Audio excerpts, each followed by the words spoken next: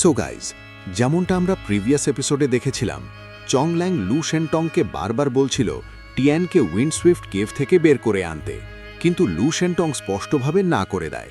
এতে রেগে গিয়ে চংল্যাং বিয়ে ভাঙার কথাও বলতে শুরু করে। এরপর সে এল্ডার টিয়ান চাওয়ের কাছে যায় যাতে তার সাহায্যে টিয়ানকে কেভ থেকে বের করা যায়, কিন্তু এল্ডার টিয়ান চাও তার সাহায্য করতে অস্বীকার করে। বাধ্য হয়ে চংল্যাং নিজেই টিয়ানকে কেভ থেকে বের করতে যায়, কিন্তু সেখানে একজন এল্ডার কেভের সিল পাহারা দিচ্ছিল। চংল্যাং বলার পরও এল্ডার সিল খোলেনি।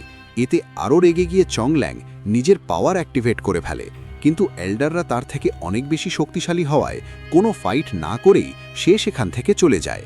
এরপর চংল্যাং লু শেনটংকে বলে লু ইয়াংকে লু ফ্যামিলি থেকে বের করে দিতে, কিন্তু লু শেনটং আবারও না করে দেয়। এতে চূড়ান্তভাবে রেগে গিয়ে চংল্যাং তার ড্যাড চু জিয়ানকে চু ফ্যামিলি থেকে ডেকে আনে, যাতে সে টিয়ানকে নিয়ে চু ফ্যামিলিতে ফিরে যেতে পারে। এরপর আমরা দেখি চংল্যাং চু জিয়ানকে নিয়ে লু শেনটংয়ের কাছে এসেছে। লু শেনটং চু জিয়ানকে যথেষ্ট রেসপেক্ট দেখায়। চু জিয়ান বলে, চংল্যাং আমাকে বলেছে তুমি টিয়ানকে প্রিজনে পাঠিয়েছ। লু শেনটং উত্তর দেয়, টিয়ান নিজের ভাইকে মারার চেষ্টা করেছে, তাই শাস্তি হিসেবে আমি তাকে উইন্ডসুইফট কেভে বন্ধ করেছি। এতে তৎক্ষণাৎ চংল্যাং বলে, লুইয়াং টিয়ানের ভাই নয়, সে শুধু তোমার একটা ইললেজিটিমেট চাইল্ড, যার জন্য তুমি এসব বোকামি করছো। লু শেনটং তখন চু জিয়ানের দিকে তাকিয়ে শান্ত কিন্তু কঠোর স্বরে বলে, আপনি আপনার মেয়েকে ভালোভাবেই চেনেন। আমি খুব পাওয়ারফুল না হতে পারি, কিন্তু এত বছর আমি কখনো তাকে কিছু বলিনি।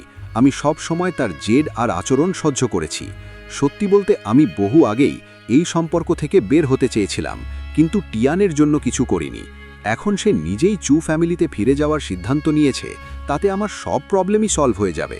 এই বলে লু শেনটং চু জিয়ানের হাতে একটি ডিভোর্স সার্টিফিকেট তুলে দেয়। এটা দেখে চংল্যাং ভীষণ রেগে যায়। সে চিৎকার করে বলে, তোমার এত সাহস হয়েছে যে তুমি আমাকে ডিভোর্স দিচ্ছ? বিশ্বাসই হচ্ছে না, একটা বোকা লু ইয়াংয়ের জন্য তুমি এসব করছো। লু শেনটং বজ্রকণ্ঠে বলে, লু ইয়াং আমার ছেলে। কেউ যদি আমার ছেলেকে অপমান করে বা কষ্ট দেয়, সে আমার শত্রু হয়ে যাবে। আমার ছেলের জন্য আমি নিজের জীবনও দিতে পারি। আমি অনেক দিন ধরেই তোমার সব আচরণ সহ্য করেছি, কিন্তু এখন আমাদের মধ্যে আর কোনো সম্পর্ক নেই। এরপরে যদি তুমি আর একটা কথাও বলো, আমি তোমাকে ছাড়ব না। এরপর লু শেনটং চু জিয়ানকে বলে, আপনি যদি এখনই আপনার মেয়েকে না থামান, তাহলে সে ভবিষ্যতে একেবারে একটা পশুতে পরিণত হবে, আর সেই ক্ষতিটা শেষ পর্যন্ত আপনাকেই ভোগ করতে হবে। এখনও সময় আছে, ওকে বোঝান। এই কথা শুনে চু জিয়ান আর চংল্যাং দুজনেই ভীষণ রেগে গিয়ে লু ইয়াংকে গালাগালি দিতে শুরু করে। এটা দেখে রাগে ফেটে পড়ে লু শেনটং নিজের পাওয়ার অ্যাক্টিভেট করে। সঙ্গে সঙ্গে চু জিয়ানও নিজের পাওয়ার অ্যাক্টিভেট করে দেয়, ফলে চারদিকে ভয়ঙ্কর এনার্জি রিলিজ হতে থাকে। লু শেনটং তার পাওয়ার দিয়ে কয়েকটা ফরমেশন অ্যাক্টিভেট করে ফেলে, যার ফলে তার শক্তি হঠাৎ অনেক বেড়ে যায়। সে চংল্যাংকে সজোরে একটা স্ল্যাপ মারে। চংল্যাং ছিটকে অনেক দূরে পড়ে যায়। লু শানথং ঠান্ডা কিন্তু নিষ্ঠুর গলায় বলে, তুমি ভীষণ নির্লজ্জ, আর তুমি ঠিক এই আচরণটারই যোগ্য। এই কথা শুনে চু জিয়ান ভীষণ ফিউরিয়াস হয়ে যায়। সে তৎক্ষণাৎ নিজের legend sword star flame activate করে। তারপর লু শানথংও নিজের লেজেন্ড সোর্ড রেইনবো অ্যাক্টিভেট করে ফেলে। সে গম্ভীর কণ্ঠে বলে, এই মুহূর্তে তুমি ওয়েস্ট ডোমেইনের লু ফ্যামিলির এলাকায় দাঁড়িয়ে আছো।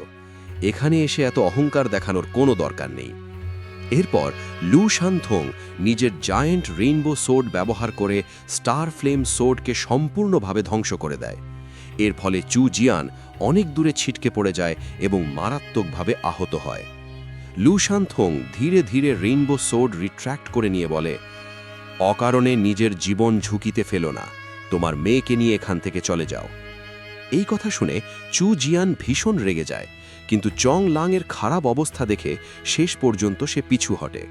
সে বলে, আমি এখান থেকে চলে যাব, কিন্তু টিয়ানকে আমার সঙ্গে নিয়ে যাব। লু শানথং সঙ্গে সঙ্গে বলে, টিয়ান আমার ছেলে এবং লু ফ্যামিলির উত্তরাধিকারী। তাকে এখান থেকে নিয়ে যাওয়ার কোনো অধিকার তোমার নেই, আর জোর করেও তুমি তাকে নিতে পারবে না। চু জিয়ান তখন বলে, চংল্যাং আমাকে বলেছে তুমি টিয়ানকে উইন্ডসুইফট কেভে বন্দি করে রেখেছ। যদি এখন তুমি লু ইয়াংকে নিজের ছেলে বলে মেনে নাও, আর টিয়ানের ব্যাপারে তোমার কিচ্ছু যায় আসে না, তাহলে তাকে আমার সঙ্গে যেতে দিচ্ছ কেন?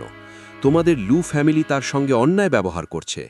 আমি তার গ্র্যান্ডফাদার, আমি এসব চুপ করে দেখতে পারি না। তুমি এখন তাকে গুরুত্ব দাও না, কিন্তু চু ফ্যামিলি এখনও তাকে ভালোবাসে। লু শানথুং শান্ত কিন্তু দৃঢ়ভাবে বলে, এটা সত্য নয়। আমি আমার ছেলে টিয়ানকে খুব ভালোবাসি, কিন্তু তাকে তার ভুলের শাস্তি পেতেই হবে, যাতে সে ভবিষ্যতে আর এমন ভুল না করে। যদি কেউ টিয়ানকে মারতে আসে, তাকে আগে আমার সঙ্গে ফাইট করতে হবে। আমার ছেলেকে বাঁচাতে আমি নিজের জীবন দিতেও প্রস্তুত। আর যদি তবুও তুমি টিয়ানকে নিয়ে যেতে চাও, তাহলে তোমাকে 10 বছর অপেক্ষা করতে হবে। সে তার ভুল শেষ করে কেভ থেকে বেরোবে। তখন আমি তাকে জিজ্ঞাসা করব, সে লু ফ্যামিলিতে থাকতে চায় নাকি তোমাদের চু ফ্যামিলিতে যেতে চায়। সিদ্ধান্তটা সে নিজেই নেবে। চু জিয়ান ভালে, এখনই টিয়ানকে আমার সঙ্গে যেতে দাও। সে চু ফ্যামিলিতে থাকলেও তোমার ছেলে হয়েই থাকবে। তুমি চাইলে যে কোনো সময় তাকে দেখতে আসতে পারবে। কিন্তু যদি তুমি তাকে 10 বছর উইন্ডসুইফট কেভে আটকে রাখো, তাহলে শেষে শুধু আফসোসই পাবে। এতে তোমার আর টিয়ানের মধ্যে বাবা ছেলের সম্পর্কটাই শেষ হয়ে যাবে। লু শানথুং গভীর স্বরে বলে, 10 বছরের শাস্তি শেষ হলে টিয়ান নিজের ভুল বুঝবে। তখন সে বুঝবে আমি কেন তাকে শাস্তি দিয়েছিলাম। সে বুঝবে আমি তাকে কষ্ট দিতে চাইনি, আমি শুধু তাকে শিক্ষা দিতে চেয়েছিলাম। যদি সে সেটা বুঝতে পারে, ভালো। না পারলে আমাকে আমার ভাগ্য মেনে নিতে হবে, কারণ আমি তার হৃদয় বদলাতে পারবো না। কিন্তু 10 বছর সে কেভেই থাকবে। এরপর সে যেখানে খুশি যেতে পারবে। চু জিয়ান দীর্ঘশ্বাস ফেলে বলে, তুমি সত্যিই আমাকে অবাক করে দিলে। তাই আমি এখনই আমার মেয়েকে নিয়ে এখান থেকে চলে যাচ্ছি। এরপর চু জিয়ান চং লাংকে নিয়ে সেখান থেকে চলে যায়। তখন লু ইয়াং লু শানথুংকে জিজ্ঞাসা করে, আপনি তো বলেছিলেন ওদের কিছু না বলে চলে যেতে দেবেন, তাহলে ফাইট করলেন কেন? লু শানথুং মৃদু কিন্তু দৃঢ় কণ্ঠে বলে, একজন মানুষ সব সময় নিজের সম্মানের জন্য বাঁচে। আমি অনেক দিন ধরে চং লাংয়ের সব মনমানি সহ্য করেছি। যখন সে আমার ওয়াইফ ছিল আর তোমাকে অপমান করত, তখনও আমি চুপ ছিলাম। কিন্তু এখন আমি তাকে ডিভোর্স দিয়ে আমাদের সম্পর্ক শেষ করেছি। এর পরেও যখন সে আমার সামনে তোমাকে অপমান করল, আমি আর সহ্য করতে পারিনি। তাই রাগে আমি তাকে মেরেছি। আগে আমি তোমার পাশে ছিলাম না, তাই তোমাকে অনেক কষ্ট সহ্য করতে হয়েছে। কিন্তু এখন আমি তোমার সঙ্গে আছি। এখন থেকে কেউ যদি তোমাকে কষ্ট দেয় বা অপমান করে, আমি তাকে ছাড়ব না। তবে এখন সব ঠিক হয়ে গেছে, চলো এইসব ভুলে আমরা লু ফ্যামিলির অ্যানসেস্টার হলে যাই সেরেমনির জন্য। তারপর দুজনেই অ্যানসেস্টার হলে যায়। লু ইয়াং নিজের অ্যানসেস্টারদের রেসপেক্ট জানিয়ে সবার সঙ্গে লু ফ্যামিলির সোর্ড গড অ্যানসেস্টার জিন হংয়ের স্ট্যাচুর সামনে দাঁড়ায়। স্ট্যাচুটা দেখে লু ইয়াংয়ের মনে এক অদ্ভুত ভালো লাগা তৈরি হয়। লু শানথং তাকে বলে, ওয়েস্ট ডোমেন লু ফ্যামিলির সোর্ড গড ছিলেন উনি। ওনার নাম লু জিন ইউয়ান। ওয়েস্ট ডোমেনের সব লু ফ্যামিলি মেম্বার্সই ওনার বংশধর। আমাদের সেরেমনি সম্পূর্ণ করতে হলে অ্যানসেস্টারকে 9 বার প্রণাম করতে হয়, তাই তুমি 9 বার প্রণাম করো। লু ইয়াং নিজের সোর্ড গড অ্যানসেস্টারকে 9 বার প্রণাম করে। এরপর সেরেমনি শেষ হয় আর লু ইয়াং অফিসিয়ালি লু ফ্যামিলির মেম্বার হয়ে যায়। লু শানথং তাকে লু ফ্যামিলির এল্ডার্সদের সঙ্গে পরিচয় করিয়ে দেয়। সে বলে, এখন লু ফ্যামিলিতে এল্ডার তিয়ান কিয়াওয়ের বয়স সবচেয়ে বেশি। তার অনেক জুনিয়র আগেই মারা গেছেন, কিন্তু তিনি এখনও সুস্থ আছেন। লু ইয়াং এল্ডার তিয়ান কিয়াওকে রেসপেক্ট জানায়। লু শানথং বলে, উনি লু ফ্যামিলির লাস্ট জেনারেশনের first ethnic elder. Elder Tian কিয়াওয়ের একমাত্র জীবিত জুনিয়রও উনি, তাই তুমি ওনাকে গ্র্যান্ডফাদার বলে ডাকবে। লু ইয়াং তাকে গ্র্যান্ডফাদার বলে সম্মান জানায়। এইভাবেই লু শানথং তাকে লু ফ্যামিলির বাকি এল্ডার্স আর সদস্যদের সঙ্গে পরিচয় করিয়ে দেয়। এরপর এল্ডার্স সেরেমনি শেষ ঘোষণা করে আর সবাই খাবার খেতে চলে যায়। এর সঙ্গেই এই এপিসোড এখানেই শেষ হয়ে যায়। তো গাইজ, যেমনটা আমরা গত এপিসোডে দেখেছিলাম, লু শানথং চং লাংকে ডিভোর্স দেওয়ার পর সে ভীষণ রেগে গিয়েছিল। সে সব কিছুর জন্য লু ইয়াংকেই দায়ী করছিল এবং সবার সামনে তার অপমান করছিল। এই ব্যাপারটা লু শানথং আর সহ্য করতে পারেনি। রাগের মাথায় সে চং লাংকে এক চড় মেরে দূরে ছিটকে ফেলে দেয়।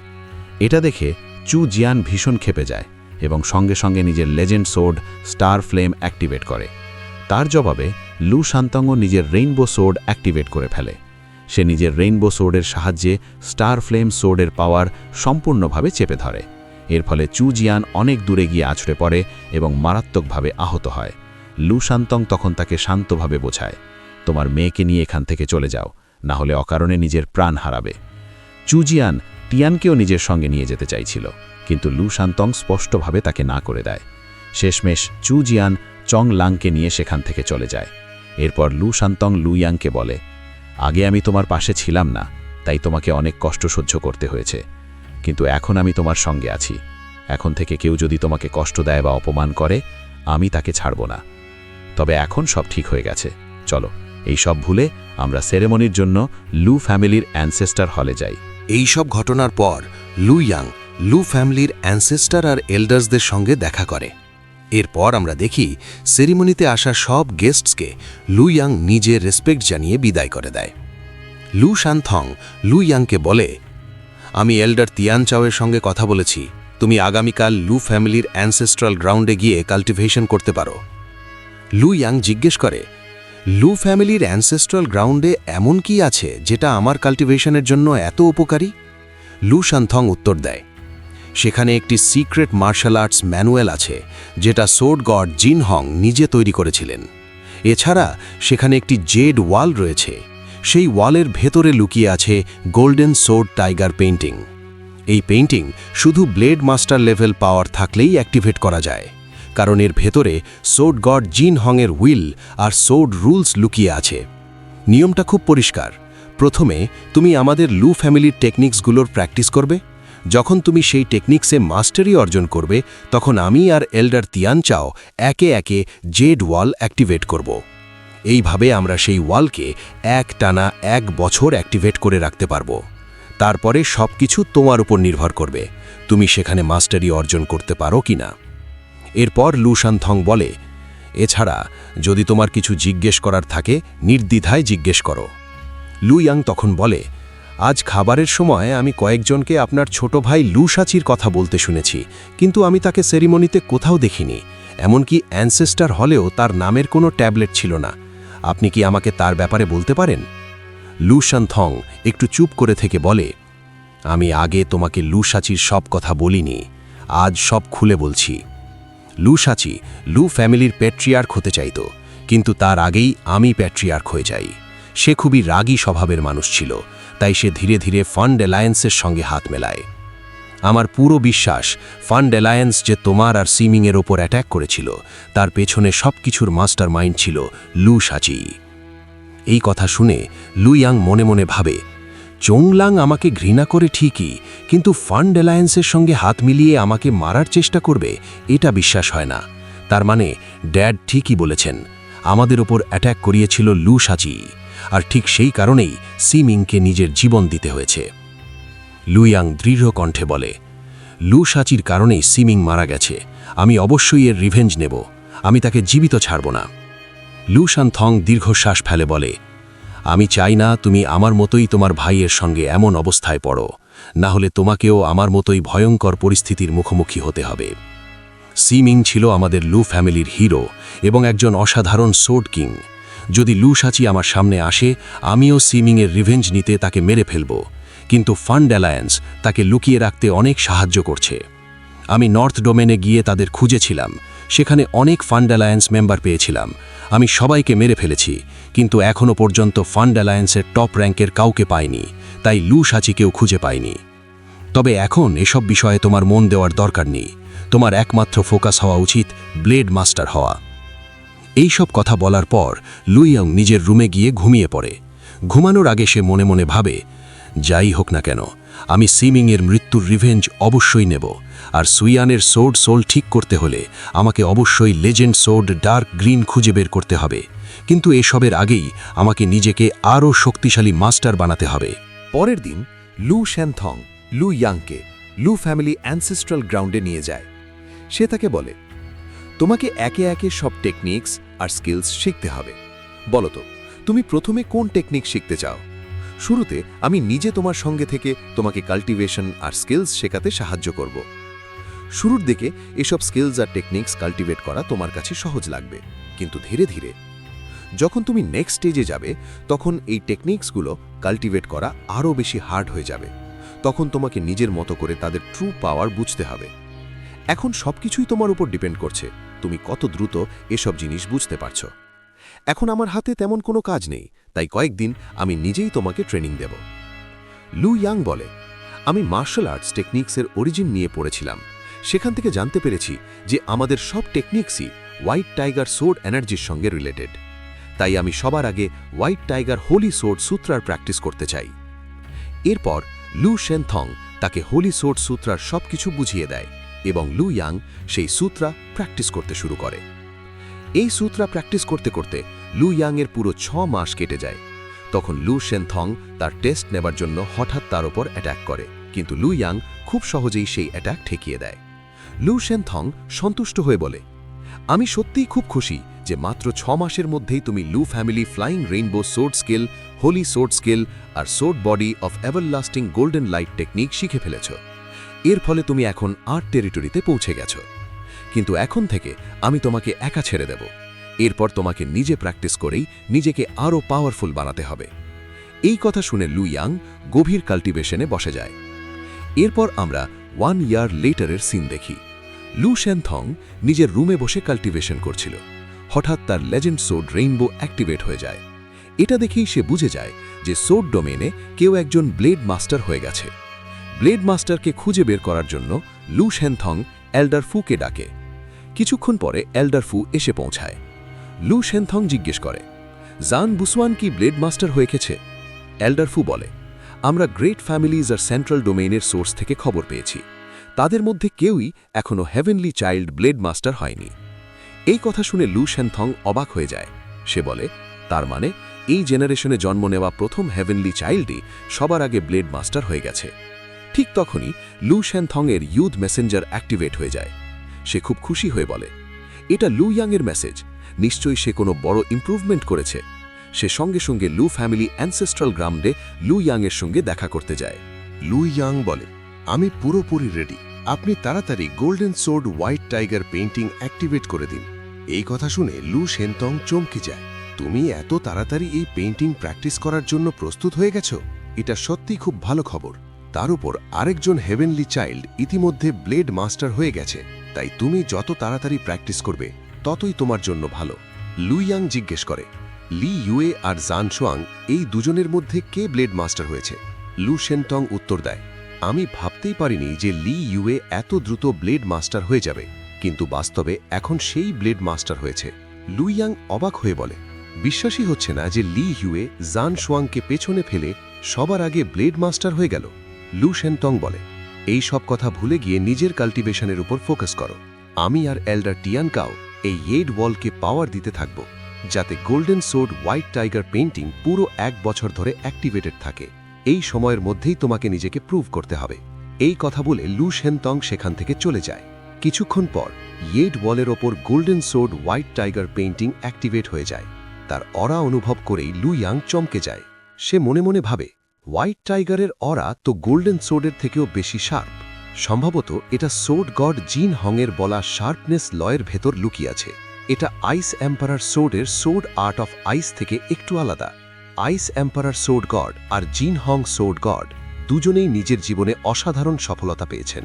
যদি ভবিষ্যতে আমি এই 2 সোর্ড গডের পাথ একসাথে মিক্স করতে পারি, তাহলে আমি নিজেই এক নতুন সোর্ড আর্ট তৈরি করতে পারব। এরপর লু ইয়াং আইস ড্র্যাগন আর হোয়াইট টাইগার দুটোকেই নিজের সোর্ড সোলের ভেতরে নিয়ে গিয়ে ফিউশন করতে শুরু করে। টানা 6 মাস ফিউশন করার পর সে আইস ড্র্যাগন আর হোয়াইট টাইগার দুটোরই পাওয়ার পুরোপুরি কন্ট্রোল করতে শেখে। সে নিজের এই নতুন পাওয়ারের নাম দেয় ফ্রস্ট ব্লেড। হঠাৎ তার বডি থেকে ভয়ঙ্কর শক্তিশালী এনার্জি বেরিয়ে আকাশের দিকে উঠে যায়। এই ব্যাপারটা সঙ্গে সঙ্গে হুয়া ইউন, চু জিয়ান আর এল্ডার ল তিনজনই অনুভব করে এবং সবাই অবাক হয়ে যায়। এইভাবেই এই এপিসোড এখানেই শেষ হয়ে যায়। গাইজ, যদি আপনাদের ভিডিওটা ভালো লেগে থাকে তাহলে ভিডিওটা লাইক করতে ভুলবেন না আর চ্যানেলটা অবশ্যই সাবস্ক্রাইব করবেন। দেখা হবে নেক্সট ভিডিওতে। Thanks for watching.